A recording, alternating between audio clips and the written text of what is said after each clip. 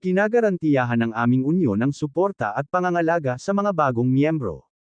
Kung interesado ka, mangyaring pumunta dito. Ang ating Jisung Guild ay maraming tao na may magandang kinabukasan, bakit hindi magbigay ng pagsusulit? Dagandong. Angsong. Sinusubukan na nilang mag-recruit ng mga mahuhusay na nagsisimula. Sa huli, walang interesadong makuha ako. Ngunit mas mabuti ng ganito ang mangyari kaysa mailarawan ako bilang isang inosente na tumangging sumali sa isang unyon. Ang gusto ko lang ay makakuha ng pera. O marangal na kapangyarihan at espiritu, ay clone ito. Ang pinakamataas na antas ng transcription. Kaya naman sinubukan niya ito sa pagproseso para sa pagkopya. At pop-up ang system na bigo ang pagkopya. Ang iyong kasalukuyang antas ng pagtitiklop ay hindi sapat na rate ng tagumpay, habang napa-cover up ito sa kanyang kamay dahil sa lakas ng paglikha ng liwanag nito. So hindi ko makopya ang mga bihirang artifact sa aking kasalukuyang antas. Kaya ito na ang natitirang 3 piraso din. Isusuot ko ang unreplicable Ring of Orth. Dahil gising na rin ako, maa-access ko ang Deus Network at malaman ang mga presyo. Kakopyahin ko ang iba pang mga bagay at ilalagay ko sa auction. 20 taon na ang nakalilipas, mayroong hindi mabilang na mga tao sa buong mundo. Gising sa lahat. At DOS Network. Ito ay isang komunidad at komersyal na espasyo. Halimbawa, ang pinakasikat na tao. Bilang. Kung saan maaari kang magbahagi ng iba't ibang impormasyon, kabilang ang mga balita at impormasyon. At mga komersyal na antik at ibinebenta sa pamamagitan ng DOS Network Auction House. Sa loob ng isang Japanese house sa lugar ng Nagoya. Gising na si Raya. Ito ay mukhang isang natatanging artifact. Ang uri nito. Bihira ang mga bagay na ginagamit natin sa ating pang-araw-araw na buhay upang maging mga antigo. Ang bentahe ng katalinuhan ay mahusay, hindi ba? Mahirap makakuha ng ganitong epekto, kaysa bilhin ito. Maraming mga kagyat na tao na hindi nagbid sa presyo. Pero siguradong magiging akin siya. Kasalukuyang presyo. Pagbid. Magrehistro ng interes. Nagtagumpay ang gising na Hapones na si Ria, sa pagkuha ng fountain pen. Kasabay nito, Sol, Yoksam sa isang personal na gusali. Na ang opisina sa itaas. Mahal, alam mo naman na lagi kong tinitingnan ang mga alok mo sa auction, di ba? Alam ko, bakit mo natanong? Ang pinuno ng White Lotus Guild, si Kang In-han, ay kabilang sa isang Korean guild. May isang bagay akong napapansin. Ang isa sa mga nagising na tao ay naglagay ng isa sa mga pambihirang relic at isa sa mga normal na relic sa parehong oras. Hindi ba siya mangangalakal? Hindi, ito ay bago nang walang anumang naunang benta. Pangalawang pangulo ng White Lotus Guild na si Min So-yeon. Maaari ka ring lumikha ng iyong sariling ID ng isang beses lamang. Ano ang sinusubukan mong sabihin? Pakiramdam ko ay may kainahinala, kahit na ang aming guild ay maaaring pumunta sa 30 piitan, hindi namin mahanap ang isang bakas. Sa tingin mo ba ay may kakayahan ang taong ito na kumuha ng mga nakatagong relics? Sige, ang mga mamahaling relic ay nasa loob ng tower o Gangnam Market. Sa network ng DOS makikita mo ang mga relic na hindi maganda ang rating. Sa huli, kung ang taong ito ay maaaring magbenta ng mga pambihirang bagay, tiyak na hindi siya isang ordinaryong tao. Tama ka, walang makakakuha ng relics ng ganoong level. Okay, makikipag-ugnayan ako ngayon sa isang partikular na team at hihilingin sa kanila na ibunyag ang pagkakakilanlan ng taong ito. Salamat mahal. Habang sa may part si Park Do-hyuk ay tinatapos nito ang kanyang challenge mission sa pag-push up to 50. 49. Challenge Mission. Do 50 push-ups. 49/50ths. Pagkatapos niya nakuha ang 50 push-up, lumabas ang system na ang paghaman sa misyon ay matagumpay mong nakumpleto ang 50 push-up. Tumaas ang level A. Ang Awakened Park Do-hyuk ay umabot na sa level 11. Naging second level wizard ako. Hindi ko akalain na ito ay talagang gagana. But it's good for me to experience everything as in the game. Kahit na ang aking mga istatistika ay baluktot sa paraang gusto ko sa kanila. Unti-unti na akong nagiging totoong magician.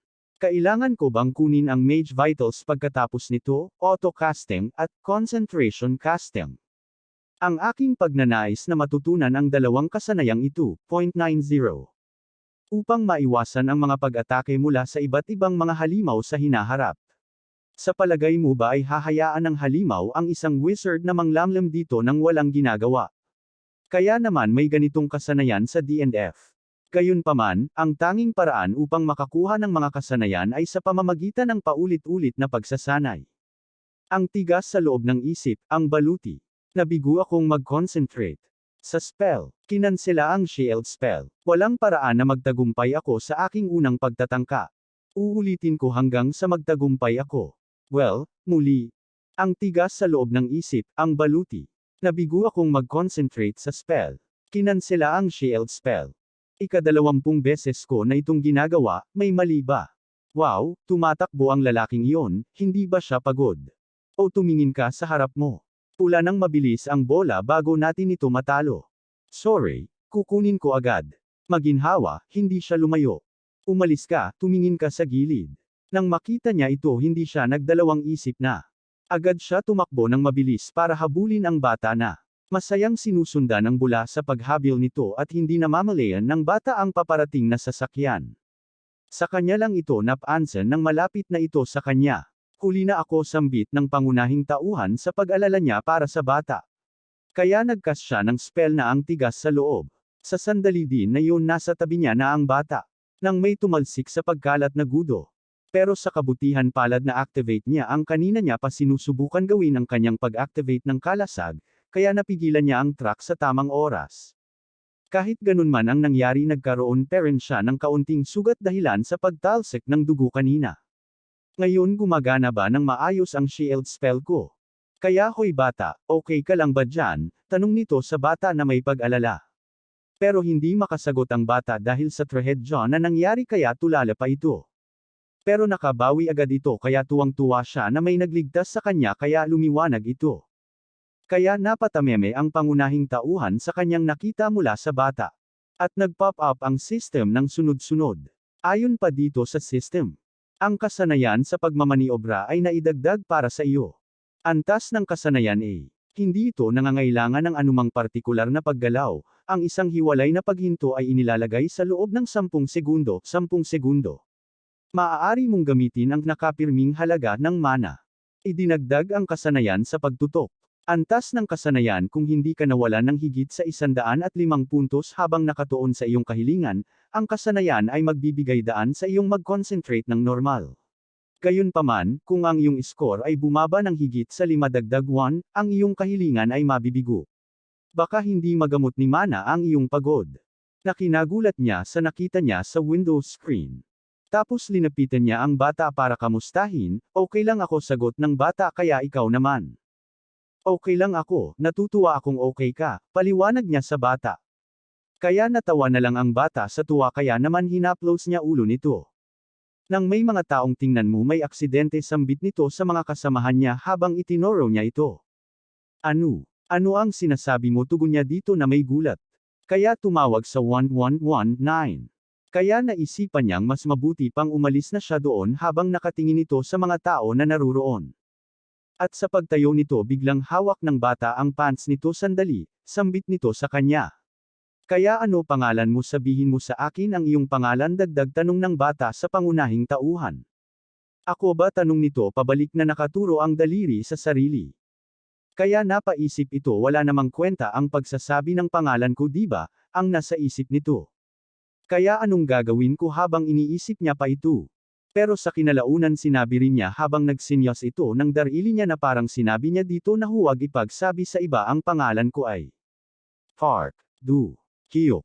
Tulad ng sinabi ko, ako ay isang kampyon, dagdag niya pa dito. Ngunit hindi mo ito maaaring sabihin sa sinuman. Ito ay isang sekreto sa pagitan namin. Hindi ko sasabihin kahit kanino ang tugon ng bata sa kanya na may kumikislap-kislap na liwanag sa kanyang mukha. Kaya panuurin ang iyong mga hakbang sa susunod at iwasan ang pagmamaneho ng mga kotse paalala nito sa bata habang nakatitig ito sa bakas ng kanyang pag-alis.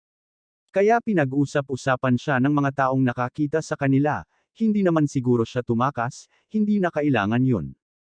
At napatanong siya kung bakit siya tumakbo ng ganoon. Kaya lumapit ito sa bata at tinatanong niya ang bata kung alam ba niya kung sino siya. Hindi ko alam ang tugon ng bata sa kanya. Hindi niya sinabi sa akin ang pangalan niya dagdag niya pa dito habang masayang nakangiti ito. Tapos nalipat ang eksena sa. Ang pangunahing produkto ay napili. Hindi kasama ang mga bayarin, ang fountain pen ay nagkakahalaga ng 108 won. Ang sinturon ay nagkakahalaga ng 450 milyong won. 1.53 billion won ang ipapadala sa iyo. At gusto kong malaman kung kailan nakumpirma ang pagbabayad. Oo, ganap na ngayon. Habang nakatingin siya sa kanyang cellphone. Kaya para malaman niya ito kung ito ay tunay, kailangan niya itong buksan kaya sa pagbukas nito. Napauuna lang siya sa dami ng laman ang bank account niya. Ang aking balanse sa bangko ay mas mababa, 0.000 ilo 1.00. At ngayon ay mayroon na itong 1.5. Ugol. Oo, nakumpirma na ang deposito. Salamat sa pakikipagnegosyo sa amin, ihahatid namin ng ligtas ang mga artifact. Okay, aalis na ako. Sa Dan, habang siya ay naglalakad. Ang daming nangyari ngayong araw. Dapat ba akong bumili ng manok sa aking pag-uwi? Kinabukasan, sa may sakayan ng bus. Habang bumaba siya sa bus. Sa may waiting area. Habang nakatingin siya sa aling bus ang kanyang masasakyan papunta sa gising na lugar. 30 minuto. Makalipas ang 15 minuto. Malapit ka na ba? Siyam. Nang bigla siyang nagulat sa biglang pagkaroon ng pagyanig sa lugar. Don't tell me that. Habang naalala nito ang mga goblin. At ang pagkawala ng leader ng mga membro ng mga awakening na grupo. Kaya ang outbreak na naman ba ito? Saan mo binuksan ang gate ang nasa pag-iisip nito? At biglang napausad sa pag-upo ang lalaki, na may gulat at takot sa kanyang mukha. Kaya okay ka lang ba tanong ng pangunahing tauhan sa lalaki? Mayroon akong. Binuksan ko dun sambit nito habang nakaturo ang daliri nito sa itaas ng pangunahing tauhan. Kaya napanganga ito sa gulat sa pagkakita niya sa portal gate. Habang nakatayo ito sa pagtitig ng portal gate kung ano ang makikita niya. Nang may 3 liwanag ang nagpakita mula portal. Sa pagkakita nito sa 3 sibat na malapit ng tatama sa kanya. Kaya naman iniwasan niya ito sa sobrang bilis niya sa pag-iwas nagkaroon ito ng after image kaya parang na-double siya sa pag-iwas ng sibat. Ang puwersang ito na nagpahiwalay sa lupa. Ibahagi. Ito ay hindi isang normal na hayop. Nang may biglang lumapag sa lupa. Habang nakatitig lang ang pangunahing tauhan dito sa kanya. Anong meron sa kanya? Goggles at mukha ng matanda. Ganap na maikli ang mga braso at binti. Ito ay dapat na isa sa mga halimaw ng mga bihasang manggagawa. Dati natatalo ko sila sa D&F kapag bored ako. Ngum ka, di ba? At ngayon nagkaharap na ang dalawa at humahanda para sa kanilang pag-atake. Nang bigla silang napalingon dalawa sa kung ano ang dumating. Iyon ay ang isang babae pala nakahanda na ito para sa kanyang pag-atake. Haharapin kita ang nasa isip nito. Kaya tumalon agad ito para sa kanyang pag-atake sa halimaw. Habang nakatitig lang ito sa papalapit na pag-atake ng babae. Halika rito sigaw nito ng malakas. Na ikinagulat ng babae dahil sa pagtawag nito ng kanyang mga kasamahan bilang suporta habang nasa eri pa ito sa pag-atake niya. At hinahanda ng mga halimaw ang kanilang mga sandata sa pag-atake sa babae nasa area para sa pag-atake niya sa kanila. Kaya sinalubong nito ito sa pagpapana ang babaeng nasa area parent ito. Kaya natakot ang babae sa gulat niya. At nakikita niya na ang race uta ng pagkatalo niya mula sa mga halimaw. Kaya ano ito tanong sa pagtaka ng babae akala niya na talaga matatamaan na siya sa pag-counter-atake ng mga halimaw sa kanya. Mahihirapan ka sana sambit ng pangunahing tauhan habang ginagamit nito ang kanyang kakayahan para protektahan ang babae ng kanyang shield gamit ang hintuturo nito. Kaya napalingon siya sa pangunahing tauhan kung ito ba ang taong gumawa ng shield para sa kanyang kaligtasan. Huwag tumingin sa malayo, pansinin ang paparating na sa pag-atake na halimaw sabi ng pangunahing tauhan sa babae habang pag-atake ng ang halimaw sa pagtalo nito sa babae. Mabuti na lang nasalag ng babae ang pag-atake ng halimaw gamit ang kanyang braso na may pagtitiis ng sakit mula sa pag-atake ng halimaw sa kanya. Ang pinakamataas na antas ng transcription. Magic missile sambit ng pangunahing tauhan, sa pag-atake niya sa halimaw. At tinamaan niya ang halimaw sa pag-atake na iyon, kaya napasigaw ang halimaw sa sakit ng tama sa kanya. Nakinagulat ng babae sa kung paano niya yun nagawang nataman ang halimaw. Mas mabuting lumayo ka muna sabi ng pangunahing tauhan sa babae pero ang sagot ng babae ay, hindi, galing din ako sa pagkagising. Kaya kailangan kong lumaban ang sinagot nito sa pangunahing tauhan. Kung gayon siguro magbabago ang isip mo kung titingnan mo ito ng ganito, sabi niya sa babae. Habang may tumaikon mula sa portal ng parang robot na may dalang hammer, na malaki. At tumingin ito sa kanilang dalawa, na nagpatakot sa gulugod ng babae sa pagkakita nito. Kaya napatanong ang babae kung ito ba ay gorilla na may dalang hammer. Ang kasanayang ito ay tinatawag na high pressure at ginagamit ng mga halimaw na may mataas na antas. Kung nataman mo ang kasanayang ito, mag-freeze ka sa lugar. Pero bakit hindi ka makagalaw? Mayroon akong kasanayang ito noon pa man. Kung ganun walang paraan hindi naman kaya ito big deal sabi ng pangunahing tauhan, habang binuhat niya ang babae na ito at tumatakbo para ilayo sa kalamidad ng paglusob ng mga halimaw, kaya nagulat na lang ang babae sa pagbuhat sa kanya na may seryosong ekspresyon ito sa paggawa nito. Nang may layo niya na ito sa kalang niya ito ibinaba. Pinoprotektahan ka noon ng kalasag, ngunit apektado ka pa rin ng epekto ng arrow. Kaya dapat magpahinga ka dito. Mabuti. Maraming salamat. Hiramin ko ang espadang iyon. Ang apoy. Mag-ingat sa mga arrow. Walang silbi ang espadang iyon. Kaya kinuha niya ito at sinuri ang espada sa system. Mod vis rare. Normal ang level. Opsyon 1, taasan ang antas ng lakas. Sa pamamagitan ng 10 puntos. Desente. Tapos bumalik siya kung saan naruroon ang mga halimaw. At sa pagbalik nito humanap siya ng paraan paano niya ito matalo, at para ito matalo dapat hanapin niya muna ang mga kahinaan nito. 10 dwarf na may dalang martilyo. 9 sa kanila ay may dalang pana at pana. Mayroon silang isang pinuno na gorilla na bakal na may dalang hammer at kalasag. Sa dami ng gamit, hindi ko na sila maabutan ng magic missile ko ng sabay-sabay, kaya target ko muna ang leader nila. Mukhang kainahinala rin ang baluti na ito. Kaya sumugod siya sa pag-atake gamit ang pinakamataas na antas ng transcription. Magic missile. Kaya pinaulanan niya ang mga ito ng magic missile niya sa pag-atake mula sa array. At sa paglapag nito sa lupa. Ang kasanayan sa magic missile ay talagang ang pinakamahusay sa D&F. Samantala nakatingin ang mga halimaw na ito sa kanya na may galit na ekspresyon sa kanya. Habang ang pangunahing tauhan ay nagloko papalapit sa mga halimaw na may sand atang dala. O dakilang nilalang, lumitaw sabi ng mga halimaw sa kanya. Pinakita niya dito gaano siya katatekoten ng mga halimaw. Kaya nang makita ng halimaw ang kanyang lakas na parang nakakita siya ng hayop na halimaw dati. Habang kaharap nito na may mapupulang mga mata. At sinigawan siya ng halimaw habang nakatayo ito sa harapan niya kaya pinagpapana-pana niya, ito sa takot niya dito. At sa isipan nito tinamaan niya ang malaking halimaw sa may noo ng arrow niya. Sa pagbalik ng ulirat nito ang tanging kasamahan niya pala ang nataman niya sa pag-atake niya. Ang husay ni Bear ay nagpapaisip sa mga halimaw na siya ay isang demonyo. Hindi ba't ang magic skill na iyon ay mas mahusay kaysa sa iba pang mga kasanayan? Natutuwa akong naklone ko ang fountain pen. Hindi magtatagal ang impluensya ni Bear, kaya tanggalin muna natin si boss. Ang pinakamataas na antas ng transcription. Kaya gamitin niya magic missile sa pag-atake nito sa boss. Samantala sa boss ang ataking iyon ay hindi makakapinsala sa akin. Magic resistant armor, pero sigurado akong may solusyon sa problemang ito. Inang kalikasan, bigyan mo ako ng kapangyarihan ng reverse weapon repulsion. Tapos nag-pop up ang system. Pag-aayos ng modifiers. Rate ng pagkakakilanlan ng klase 100%. Ang antas ay bihira. Opsyon 1, dagdagan ang lakas ng 35 puntos. Ang pangalawang opsyon, ang rate ng tagumpay ng mga kritikal na pinsala. 50%. Ang epekto nito ay tumatagal ng 30 segundo.